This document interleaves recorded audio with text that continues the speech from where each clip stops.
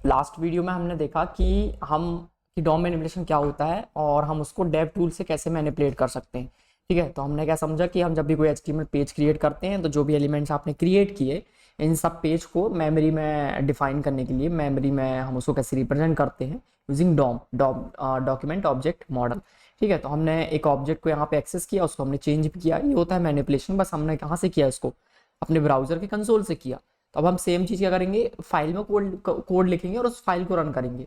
Simple है, लेकिन हम डायरेक्टली नहीं करेंगे, हम किसी बटन के क्लिक करने पे करेंगे या फिर कुछ थोड़ी देर बाद करेंगे। जब आप कोई रिक्वेस्ट सेंड करोगे उसका रिस्पॉन्स आ जाएगा, उसके बाद आप कुछ चेंज करना चाहते हो, तो वो सारी चीज़ें हम कैसे करेंगे उसको हम देखने वाले हैं।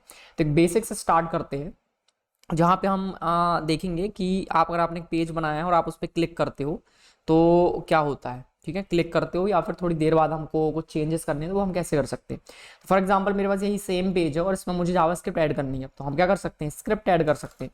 तो हमने यहाँ पे लिखा script, at the top head के अंदर हम स्क्रिप्ट टैग लिखते हैं, तो हमने लिखा स्क्रिप्ट, और इस स्क्रिप्ट के अंदर हम जावास्क्रिप्ट लिख सकते हैं।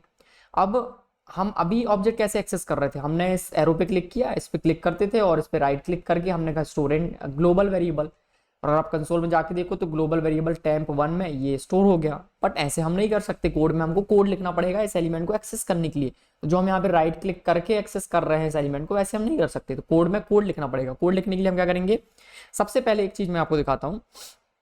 हम यहाँ पे लिखते हैं कि हमने कंसोल करते हैं कंसोल डॉट लॉग, हमारे पास एक डॉक्यूमेंट ऑब्जेक्ट है जो कि ग्लोबल ऑब्जेक्ट है। तो हमारे पास यहाँ पे एक डॉक्यूमेंट ऑब्जेक्ट, इसको हमने प्रिंट किया, तो आप कंसोल में देखोगे कि डॉक्यूमेंट ऑब्जेक्ट प्रिंट हुआ है, राइट, डॉक्यूमेंट। तो कंसोल डॉट लॉग जैसे मैंने कहा डॉक्यूमेंट, डॉक्यूमेंट ऑब्जेक्ट प्रिंट हो गया।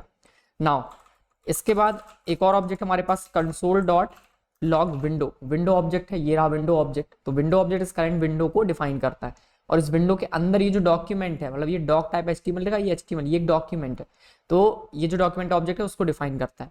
अब हमको इस डॉक्यूमेंट के अंदर से एक एलिमेंट चाहिए है, तो हमारे पास इस डॉक्यूमेंट के अंदर बहुत सारी मेथड्स हैं। तो हमने कहा document dot gate element by ID, element by name, इस तरह से अलग अलग मेथड्स हैं, फंक्शंस हैं।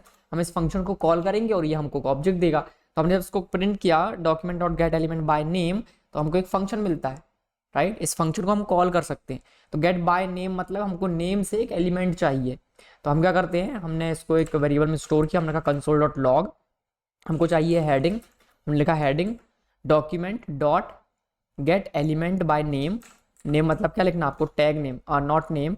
हम यहाँ पे लिखेंगे gate element by tag name, ये रहा टैग नेम में हमने यहाँ पे लिखा h1 क्योंकि हमको h1 एलिमेंट चाहिए, एंड देन हमने उस हेडिंग को प्रिंट किया।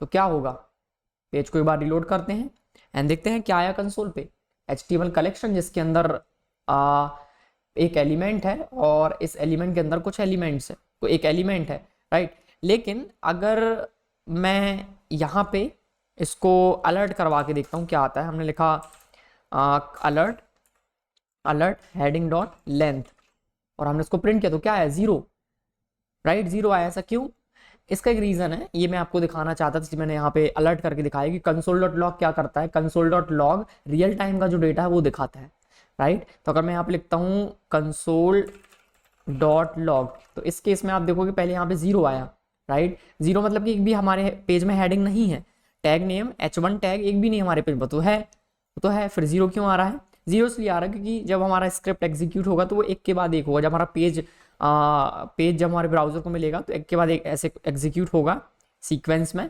तो मेटा के बाद टाइटल क्रिएट हो जाएगा, देन स्क्रिप्ट है, स्क्रिप्ट रन होगा, देन उसके बाद ये एलिमेंट्स आएंगे। तो जब ये स्क्रिप्ट रन हो रही होगी तो उस टाइम पे क्या होगा कि हेडिंग तो है नहीं पेज में, तो जीरो मिलेगा। तो इसलिए हम ये जो स्क्रिप्ट है हम इसको एट दी एंड लिखेंगे, यहाँ पे बॉडी के बाद हम डायरेक्टली स्क्रिप्ट यहाँ पे भी ऐड कर सकते हैं।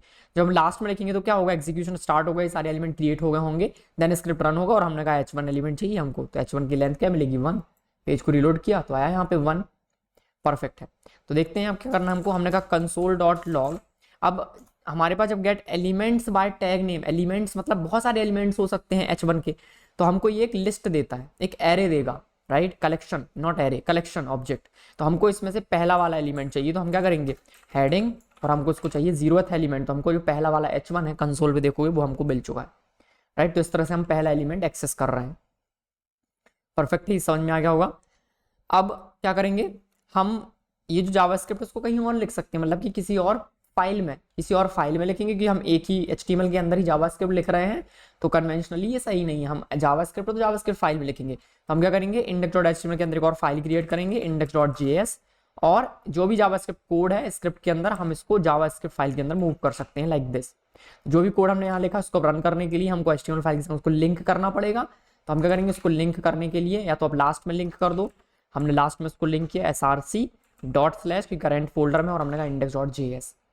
नाउ पेज को रिलोड करते हैं तो आप देखोगे h1 यहाँ पे प्रिंट हो गया कंसोल पे, जो कि हमारे जावास्क्रिप्ट फाइल से आ रहा है। ओके, अगर मैं इस स्क्रिप्ट को हेड के अंदर मूव कर देता हूँ लाइक दिस, तो क्या होगा, अगेन हमको सेम एरर मिलेगा। क्या, हमने पेज को रिलोड किया, हमको मिला अनडिफाइंड। अनडिफाइंड क्यों मिला, क्योंकि स्क्रिप्ट हमने पहले ऐड कर दिया और ये एलिमेंट्स क्रिएट नहीं हुए हैं। तो index.js में जो भी कोड वो रन हो जाएगा, और जब कोड रन होगा उस टाइम पे h1 नहीं है, तो h1 नहीं है तो हमको क्या मिला, अनडिफाइंड। तो हम इस चीज को कैसे रिजॉल्व कर सकते हैं वो हम देखेंगे नेक्स्ट वीडियो में, राइट। तो ये बेसिक था जहाँ अपने एलिमेंट को एक्सेस किया। ना अभी प्रॉब्लम हमारे पास क्या हो रही है कि स्क्रिप्ट को अगर हम पहले ऐड कर रहे हैं तो दिक्कत क्या हो रही है कि हमको जो एलिमेंट्स वो हम एक्सेस नहीं कर पा रहे हैं। तो इसको हम कैसे रिजॉल्व करेंगे देखेंगे नेक्स्ट वीडियो में।